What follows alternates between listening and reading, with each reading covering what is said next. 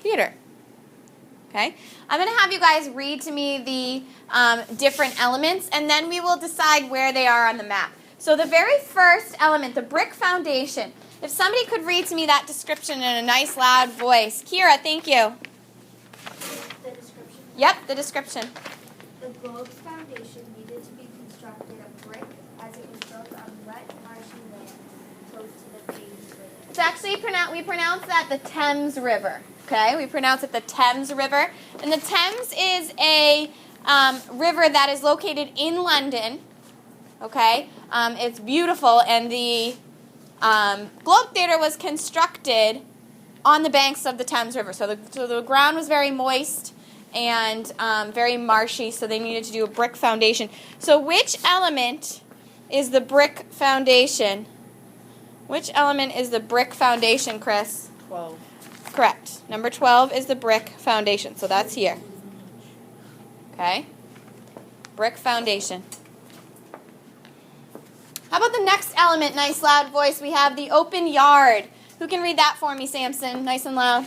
Description: audiences paid 1 penny to stand here and watch the performance. Rain or shine. Often these patrons, or groundlings, Groundlings. Yep, they were called. would participate in the play by cheering, shouting, or throwing snacks at the actors. Good. Which element number is the open yard? Chris, I need you to put that away and stay focused, please. Okay. Doug? 8. Number 8. Now, in our day and age, the expensive seats. When you go to a concert, when you buy tickets to a concert, where are the most expensive seats? What are the most expensive seats, Yanni? The first couple rows. Yeah, the first couple rows.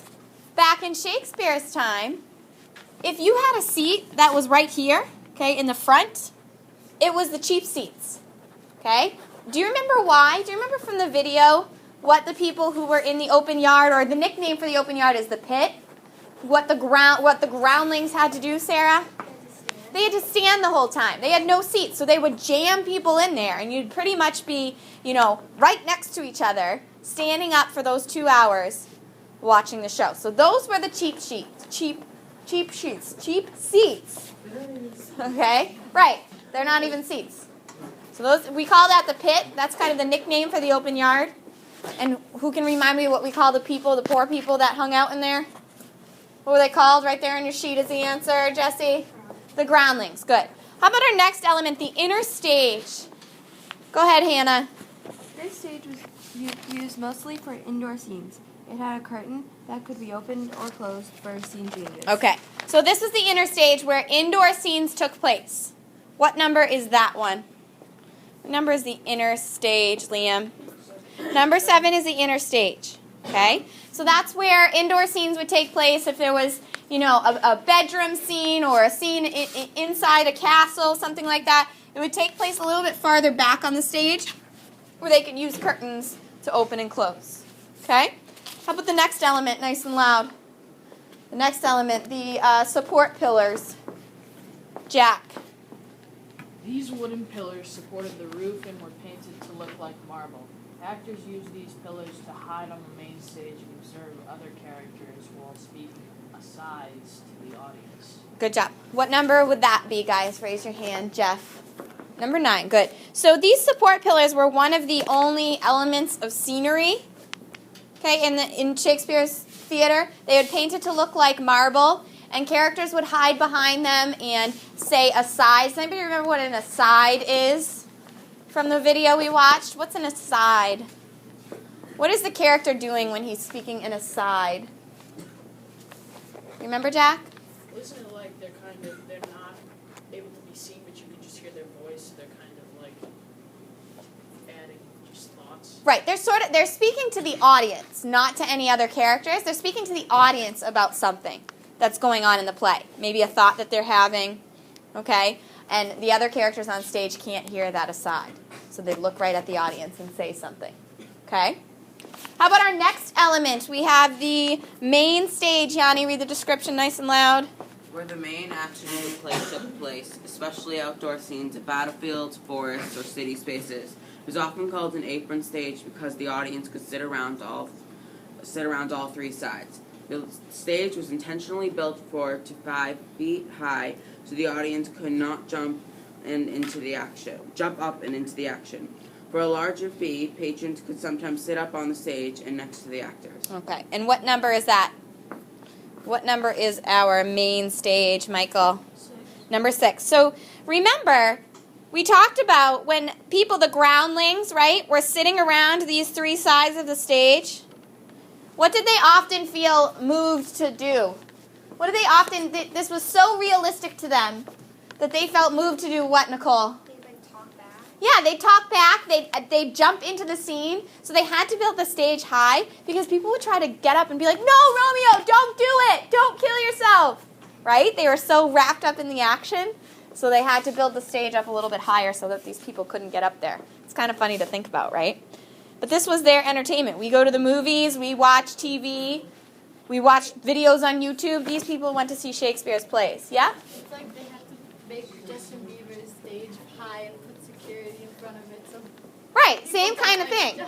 Yeah, these actors were the celebrities, right, of the 1500s. There was even an Anne Hathaway. There was even an Anne Hathaway. Yes, there was. How about our next element? We have the galleries. The galleries, Chris. You want to read that description? So basically, people, if like someone was gonna get like killed in the play or something, they'd basically tackle the person. And be like, Right. They would be so moved to participate in the play. Yeah. Do you want to read the galleries for us? Sure. 3 covered seating sections. The audience is paid more to sit on these tiered wooden benches under a thatched roof to keep out the sun and rain. For an additional penny, a patron could borrow a cushion to sit on. Okay. And what element is the galleries? What element is the galleries, Jeffrey?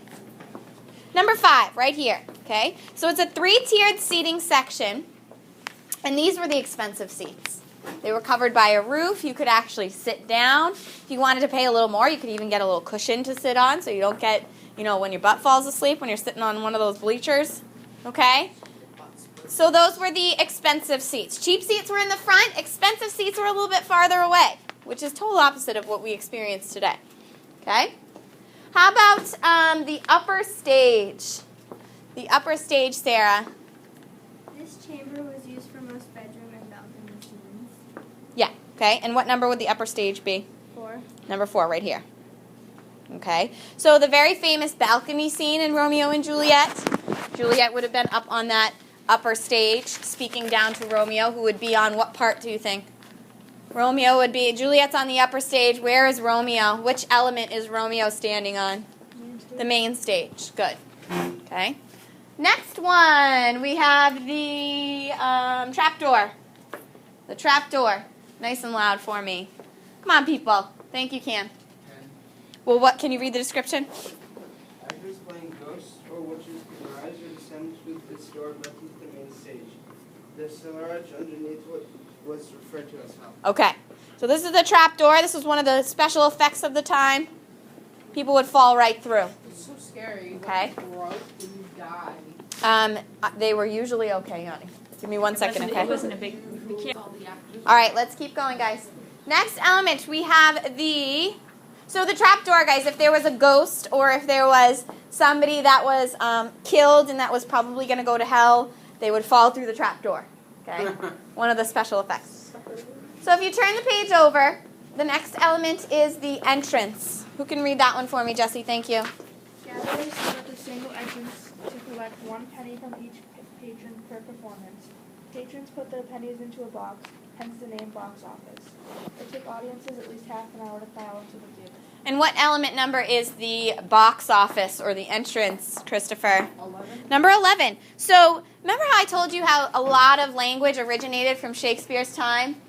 The term box office that swag, box office that we use today, right? The box office numbers, how much was made at the box office, that originated from the Globe Theater because people would come in and drop their penny in the box, okay? And then they were able to enter the play. So this was the only entrance to the whole Globe Theater, just one door. So you can imagine how long you probably had to wait outside to get in.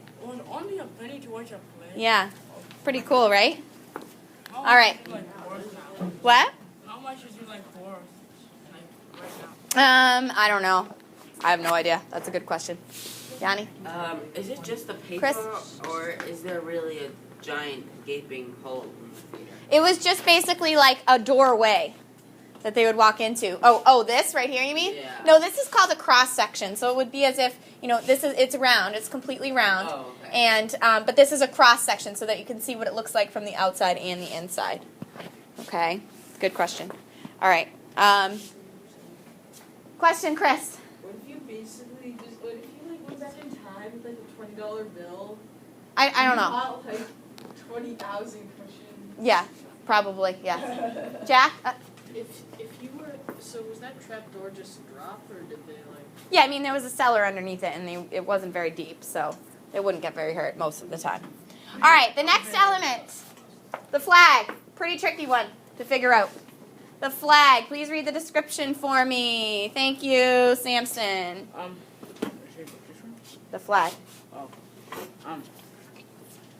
Signified what type of play was being performed. Black or tragedy, white or comedy, and red for history. The flag was flown high enough for most of London could see it waving from the top of the globe.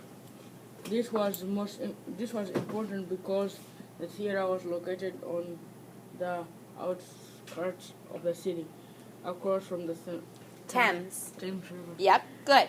So what element is our flag?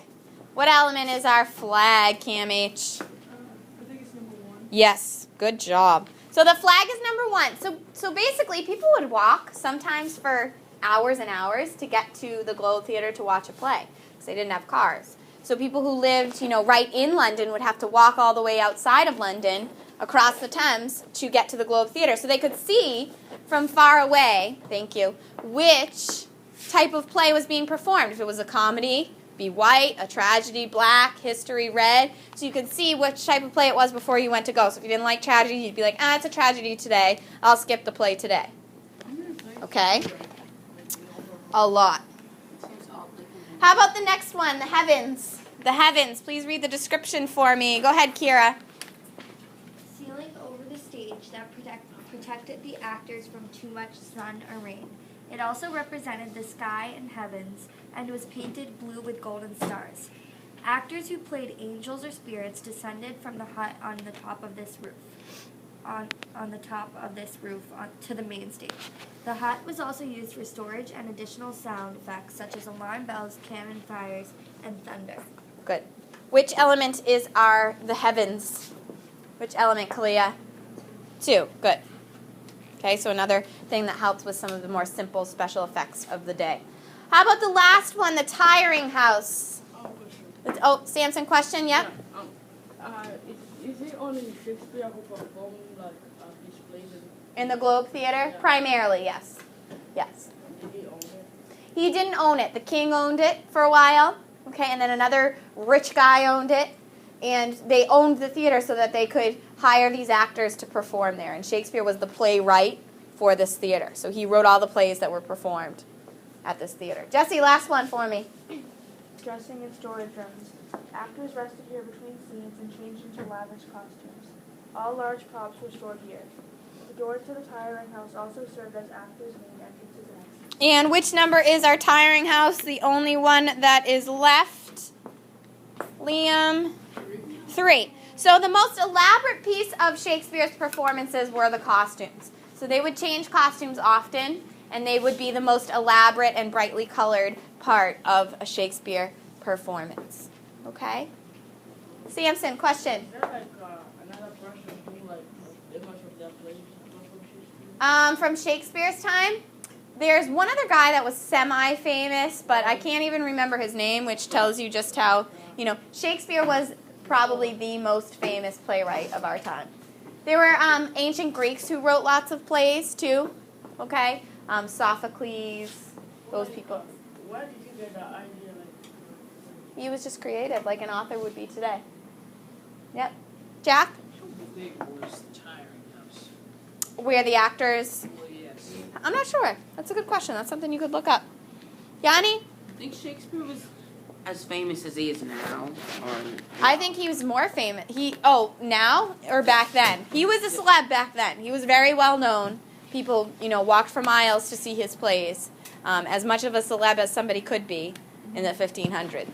Okay, they didn't have Twitter or anything like that to, share their thoughts. But any other questions about the Globe Theater today? Samson. How did people they didn't use microphones, right? Right. So they had to. How did people hear all the way to It's a good question. You had to really project your voice, and the acoustics, the way that the theater was built, sound would bounce off the back of the theater, so that you could hear it a little bit better. Okay, but you really had to project your voice. And what materials was the theater built Wood. It's wooden. All the things. Yep. Now I think it probably has some more, better materials reinforcing it. But when it was first built, it was all wood. Yep, still there. We're gonna look at it in a little while. Jesse? There's no plays there, or is it just like a tourist attraction? They do still perform plays there. Do you remember when we watched that video? And they do it like it was done in Shakespeare's time. So they don't have microphones. They don't use special effects. They just perform it just to give people kind of the feeling that they're back in Shakespeare's time watching a play. So it's kind of cool. Jack? Did they have, they said large props were stored in the tower? Yes, they have, a run crew that brought... Yeah, they had people that would be kind of like the backstage crew, too. Yep, just like we do today. Atticus? How did they do the sound effects? Was it a guy just yelling? Sometimes they would use materials like if they were trying to get the sound of somebody like a horse clomping or something, they'd have something that makes that sound. It was all man-made sounds. There was no computers, obviously, no computerized sound effects. So it took a lot of creativity. Yeah. Did they have those? Do you think they knew to make those sort of like the bottle things where you turn it over and it makes the sound of rain? Yeah, stuff like that. That's what they would use for sound effects. Or big things of did they have anything like tinfoil or something like that? They had probably things that sounded like that. Yes, I'm not sure exactly what they used, but that's certainly something that you could research if that's an interest of yours. So it's kind of a neat place to explore. And what I want to show you now